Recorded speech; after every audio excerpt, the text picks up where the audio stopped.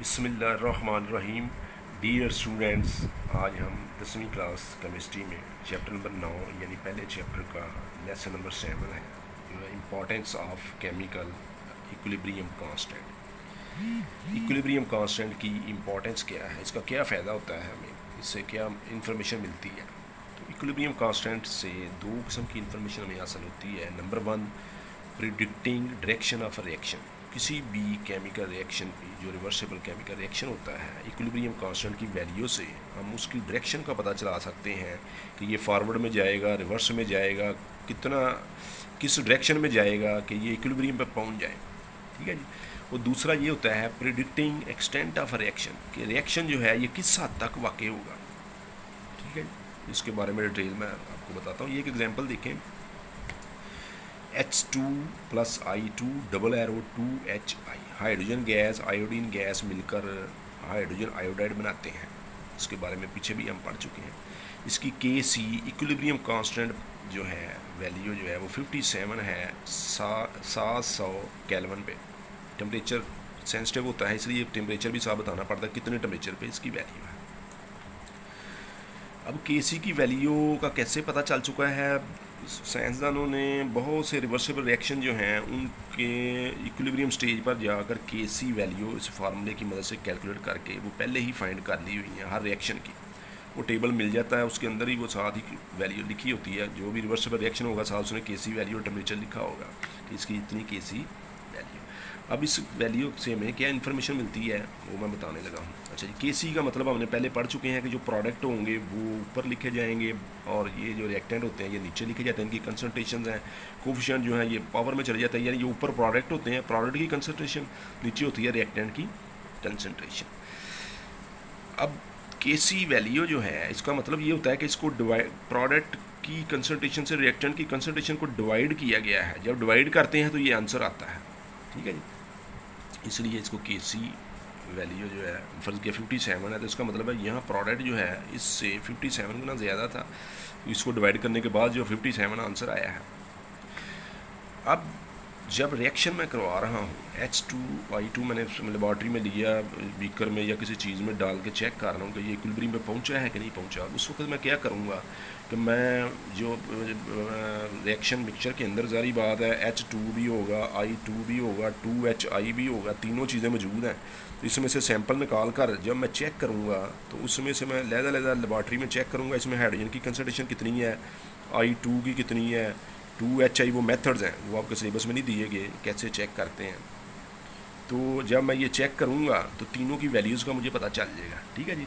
चूँकि मैंने फ़र्ज़ किया मैंने 1 मिनट के बाद या 5 मिनट के बाद मैंने चेक किया, T यहाँ लिखा हुआ है H2 की कंसनट्रेशन नीचे स्मॉल t, इसका मतलब है जिस टाइम पर आपने चेक किया वो 5 सेकंड के बाद भी हो सकता है, 10 सेकंड के बाद भी है। अगर तो मैं सेकंडों के हिसाब से चेक कर रहा हूँ या मिनटों के हिसाब से, या मिनट लिखूँगा मतलब time 2 minute 2 minute 2 minute, 5 second है 5 सेकंड 5 सेकंड 5 सेकंड। तो टी स्मॉल का मतलब है कि उस टाइम जब आपने सैंपल लिया था उस वक्त हाइड्रोजन की कंसनट्रेशन थी 0.1 मोल पर डेसीमीटर क्यूब, आयोडीन की कंसनट्रेशन थी उस टाइम पे 0.2 मोल पर डेसीमीटर क्यूब, हाइड्रोजन आयोडाइड की कंसनट्रेशन थी उस टाइम पे 0.4 मोल पर डेसीमीटर। ये लेबॉर्ट्री में हमने खुद फाइंड किया है।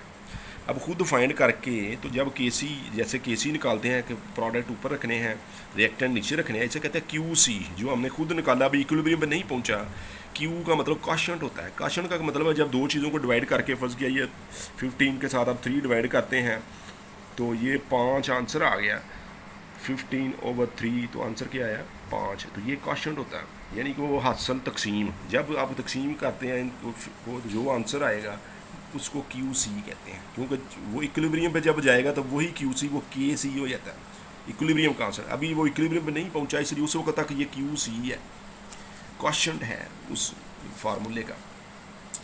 अब ये जो वैल्यूज़ हमने फाइंड की थी इस फार्मूले में लगानी है। मसलन HI की वैल्यू थी यहाँ पर 0.4, यहाँ 0.4 लिखूँगा, इसका स्केल था, स्केल लगाया। H2 की वैल्यू जो है 0.1 है, 0.1 लगाई इनटू ये 0.2 थी। अब जब इसको डिवाइड किया ये आ गया 8। ठीक है जी। अब इससे हमें इन्फॉर्मेशन क्या मिली, इन्फॉर्मेशन ये मिली कि इसकी वैल्यू इक्विलिब्रियम पे तो इसकी वैल्यू थी 57। इसका मतलब ये है कि ये 8 है तो उससे बहुत कम है। कम वैल्यू का मतलब ये है कि ये ऊपर वाली रकम छोटी है, और बड़ी वैल्यू जैसे 57 है, इसका मतलब ऊपर वाली रकम बहुत बड़ी है, प्रोडक्ट बहुत ज़्यादा होंगे तो 57 आंसर आएगा। ठीक है जी। तो अब ये 0.8 का मतलब अपना 8.0 का मतलब ये है कि प्रोडक्ट जितने होने चाहिए थे उससे कम है, उससे 57 आंसर आना चाहिए था, 8 आंसर आ रहा है। तो क्यू सी जब हम निकालेंगे तो इस वैल्यू से हमें पता चल जाएगा अभी रिएक्शन मुकम्मल नहीं हुआ, जहाँ तक यानी इसने पहुँचना था नहीं पहुँचा, इक्विलिब्रियम पे अभी नहीं पहुँचा। इक्विलिब्रियम में तब जाएगा अगर प्रोडक्ट की मकदार ज़्यादा होगी, ये मकदार ज़्यादा होगी तो तभी आंसर उसके बराबर आएगा ना। तो इसका मतलब है ये मकदार ज़्यादा होगी तो अभी रिएक्शन इस तरफ जाएगा तो ये मकदार ज़्यादा होगी। तो हम यूँ कह सकते हैं कि क्यू सी की लेस दैन के सी, अगर क्यू सी की वैल्यू के सी की वैल्यू से अगर कम हो, जिस तरफ ये बंद हो रहा है मैंने बताया ये कम होता है, जिस तरफ ये ओपन हो रहा है ये ज़्यादा होता है। तो क्यू सी की वैल्यू अगर लेस दैन के सी है तो रिएक्शन इस सिमत में जाएगा कि प्रोडक्ट बने क्यू सी कम है के सी, मैंने बड़ा ये शो किया किताब पे बना हुआ है, तो ये फॉरवर्ड रिएक्शन होगा ताकि वो इक्विलिब्रियम पर पहुंच जाए। तो के सी की वैल्यू से हमें एक बड़ी वैल्यूएबल इंफॉर्मेशन मिली कि अभी तक रिएक्शन इक्विलिब्रियम पे नहीं पहुंचा। अगर के सी की वैल्यू का ही ना पता होता तो हम बैठे रहते, इंतज़ार करते रहते कब रिएक्शन मुकम्मल होगा कब नहीं होगा, कितना रह गया है। फ़र्ज़ किया उसने 5 मिनट में मुकम्मल होना है, मैं हो सकता 3 घंटे ज़ाया कर दूँ उसके इंतज़ार में। तो अब मेरे पास इन्फॉर्मेशन साथ साथ मिलती जा रही है कि अभी पहुँचा है कि नहीं पहुँचा। जैसे ही वो इक्विलिब्रियम पर पहुँचेगा पता चल जाएगा। तो के सी की वैल्यू बड़ी इंपॉर्टेंट है इस हवाले से कि हमें ये पता चल जाएगा अभी इसने फारवर्ड चलना है, रिवर्स चलना है, कितनी देर में चलेगा, किस चीज़ की कमी है। अगर फ़र्ज़ किया फारवर्ड चलना है मैं थोड़े से रिएक्टेंट और डालूंगा अगर ज़रूरत है तो, यानी वो केमिस्ट का काम होता है जज करना कि अब किस चीज़ की ज़रूरत है, कैसे ये इक्विलिब्रियम पे पहुँचेगा।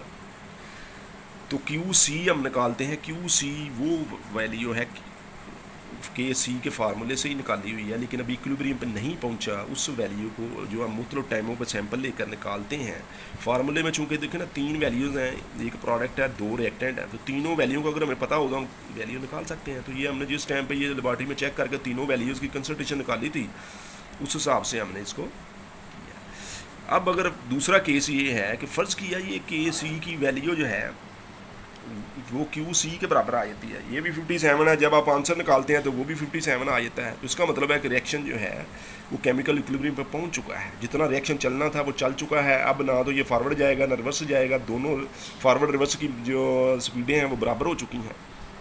तो क्यू सी के सी दोनों बराबर हों तो ये रिएक्शन इक्विलिब्रियम पर पहुँच चुका होता है, जितने प्रोडक्ट बनने थे वो बन चुके। अब इसमें ना कमी होगी ना ज़्यादती होगी। और तीसरा केस होता है क्यू सी की वैल्यू ज़्यादा आ गई है, मतलब ये 57 था के सी, तो इधर आंसर निकाला ये आ गई 70 इसका मतलब ज़्यादा हो गई। अब प्रोडक्ट बहुत ज़्यादा हो गए हैं, जितने होने चाहिए थे उससे ज़्यादा हो गए हैं, इसका मतलब ये है कि प्रोडक्ट ज़्यादा हो गए हैं, ये रिवर्स में जाएगा तो ये इक्विलिब्रियम में पहुँचेगा। इसकी वैल्यू जो है वो उस वक्त कम होगी जब ये रिवर्स जाएगा, तो ये उसका उलट है। क्यू सी की वैल्यू ग्रेटर दैन के सी हो तो रिएक्शन जो है ये रिवर्स जाता है। ये 3 चीज़ें आज आपने याद रखनी है। क्यू सी क्या चीज़ है, के सी क्या चीज़ है, ये हम पहले इसके बारे में तारफ़ दे चुके हैं। के सी और क्यू सी एक ही बात होती है। के सी इक्विलिब्रियम पे जाके वो वाला फार्मूला जो है वो उसको के सी कहते हैं, क्यू सी को इक्विलिब्रियम पे जब पहुँच जाए तो के सी कहते हैं। क्वेश्चन है हासिल तकसीम है, इस फार्मूले में से जो हासिल तकसीम हमें जिसको डिवाइड करने के बाद जो हासिल होगा उसे क्यू सी कहते हैं। और इक्विलिब्रियम कांस्टेंट जो है ये हमें पहले नंबर पे ये बता रहा है कि रिएक्शन जो है ये फॉरवर्ड रिएक्शन में जाए रिवर्स में जाए या अभी इसका कुछ भी नहीं होना, दोनों रिएक्शन बराबर हो चुके हैं, किस स्टेज पे है, इसकी अब क्या डायरेक्शन होगी कि ये इक्विलिब्रियम पे चला जाए, किस हद तक ये रिएक्शन चलेगा, predicting extent of a chemical reaction, ये हम जो है वो नेक्स्ट लेसन में पढ़ेंगे।